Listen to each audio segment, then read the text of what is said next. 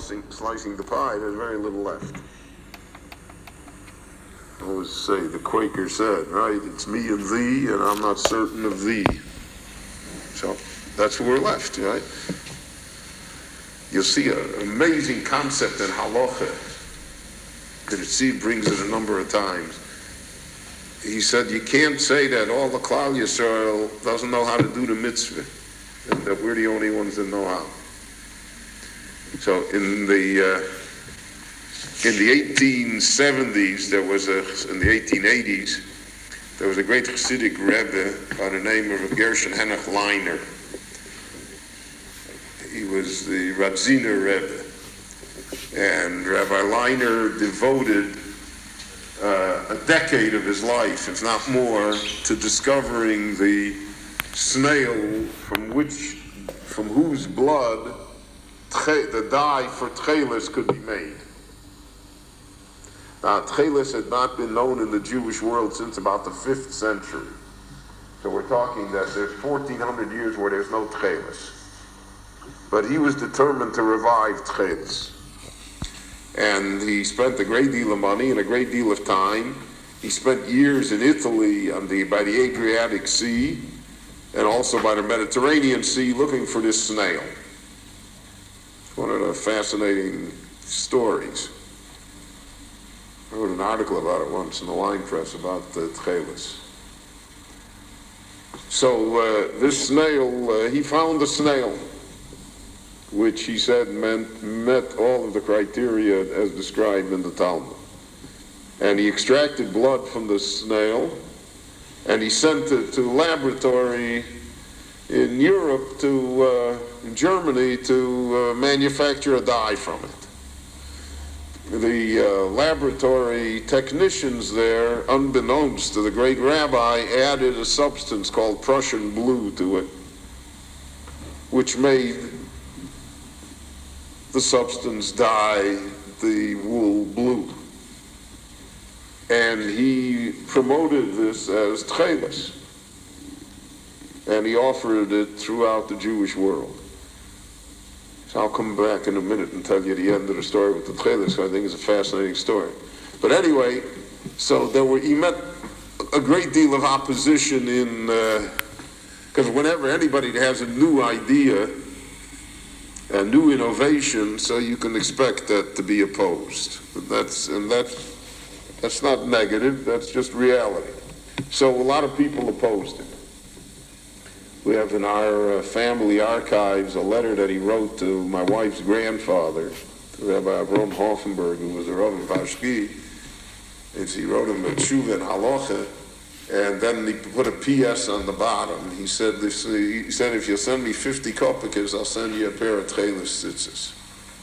But my wife's grandfather never sent the 50 kopikas. My brother and I have two different versions why. I say he didn't have the 50 kopikas.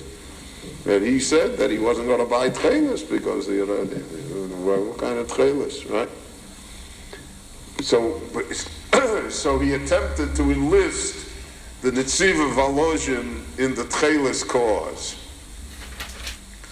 And he wrote him all sorts of rayas and halacha. And the Netziv wrote him back and he said, maybe. He said, but I tell you, he said, my heart doesn't allow me to say that most of the Jewish people don't do the mitzvah properly. Most of the Jewish people, he said, are not buying techeles. So therefore, if I buy techeles, I say, this is the techeles, this is the... So I'm saying that most of the Jewish people don't know how to do a mitzvah. He said, my heart doesn't allow me to say that. And that's a halachic concept. So, like the super esrogim. So there are only like 20 in the world, right? So you tell me that the other 2 million good Jews that are benching lulav and esrog, they're wasting their time. My heart doesn't allow me to say that. Doesn't allow me to say that. He wrote there also about meat, like if you're super, so 1% of all the meat is kosher, right? So, but my heart doesn't allow me to say that, that 95% of Klal Yisrael is not eating kosher.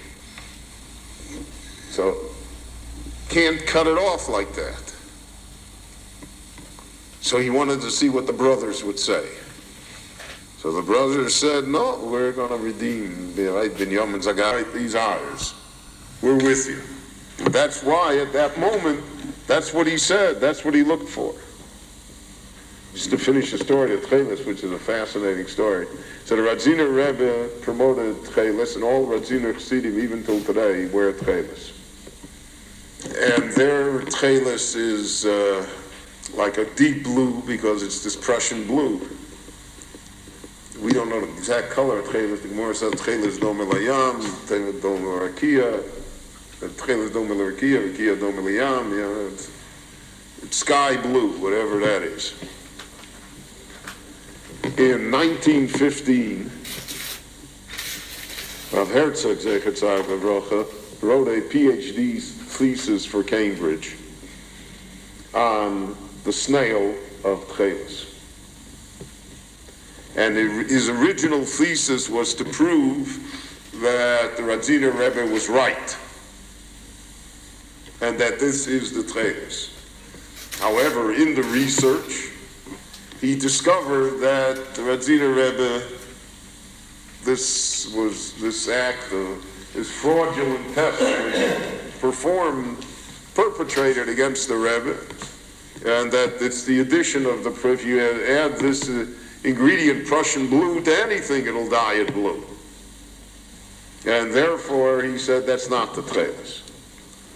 He then went through about 30 or 40 different possibilities of what the snail is, and then he decided which snail it was. And he said, it must be that this snail is the one. He said, the only problem with this snail is, and the snail has a pouch that holds the blood, exactly how the Gemara describes the chilazah. Yet the only problem with this snail is that when you extract the blood is red. So he said he doesn't know how red blood turns into blue dye. And because of that, he backed off of his conclusion, and he found a different snail whose blood was much more purplish. And he said, that could be the one. And so the matter lay there until the 1970s.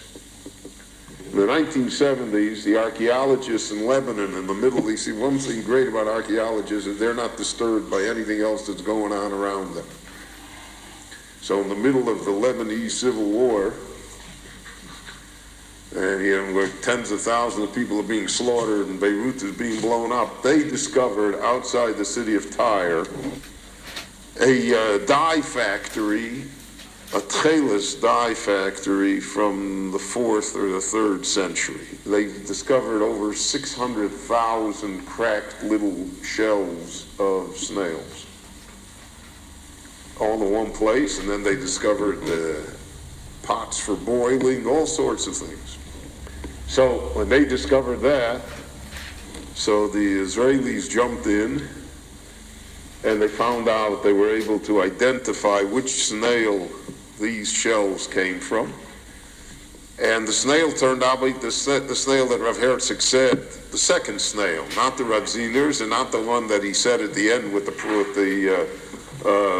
purple blood, but the one that he felt was the correct one. That was the snail. But they also discovered that if you take this snail and you take the blood out of the snail and you expose the blood to sunlight immediately, the blood turns blue. It's like a photosynthesis type of chemical reaction. And by the exposure to sunlight, and then when they went back to the archaeological dig, they found that they had like we have for the Dut Shemesh, to concentrate sunlight. They also had these artifacts to concentrate sunlight there. So evidently that's what they did. They extracted the blood. In Europe there was no sun, right? So they extracted the blood, and it turned blue. And they made the dye from it. Now that's the techelet that today is sold in Efrat. It's much lighter in its blue than the radziner techeles.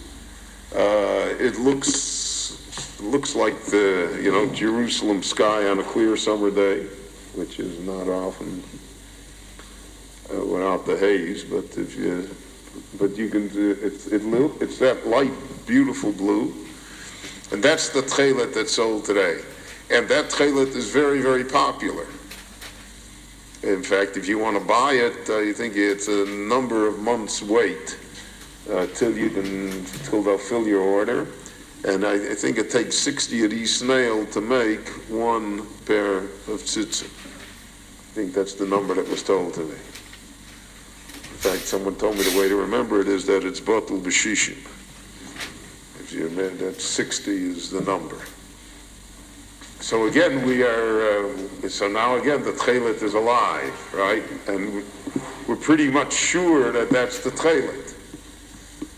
As much as we could, but the objection to it is that there's no tradition. There's no tradition. The tradition has been lost. And therefore, we have to wait to times of prophets or times of the Sanhedrin that can reestablish a tradition. But we can't reestablish a tradition on our own. But nevertheless, throughout the country, techeles is very, very popular, and it's used by many.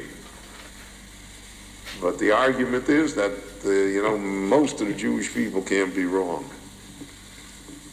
So therefore, because of that, people continue to wear the white, pure white tzitzit, because most of the Jewish people can't be wrong. So that was the idea here also, that the brothers had to come to the realization that they were going to be the saviors of Binyamin. They were not going to be jealous of him. They were not going to worry about his honor. They were